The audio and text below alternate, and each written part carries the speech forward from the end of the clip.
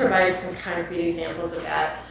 In Alabama, many dioceses complied with Jim Crow laws by building separate parishes for African Americans, separate schools, and separate hospitals.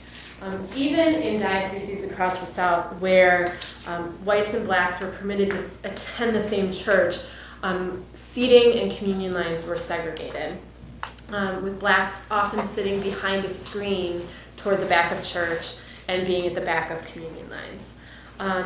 Catholic diocesan schools in Alabama remained segregated until 1964, which was 10 years after Brown versus Board of Education.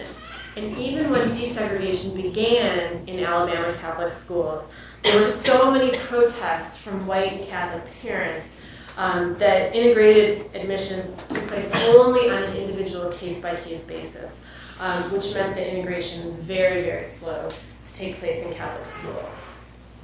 Now, Alabama, and particularly Mobile, Alabama, was one of the largest and most important Catholic regions in the South. The auxiliary bishop of Mobile was one of 8 clergy members who signed on to an open letter in 1963 that denounced Martin Luther King Jr. and his organization as destroying the racial harmony of the city.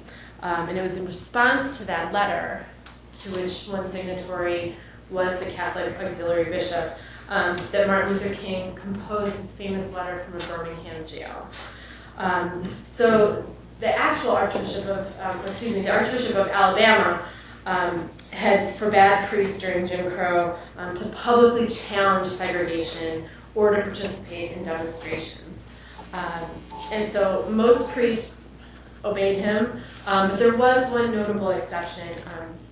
A guy named Father Albert Foley, who refused to obey this ban on publicly protesting segregation.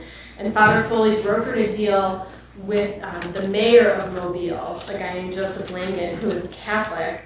And so Father Foley brokered this deal to desegregate Mobile's downtown eating establishments. He did that in 1961.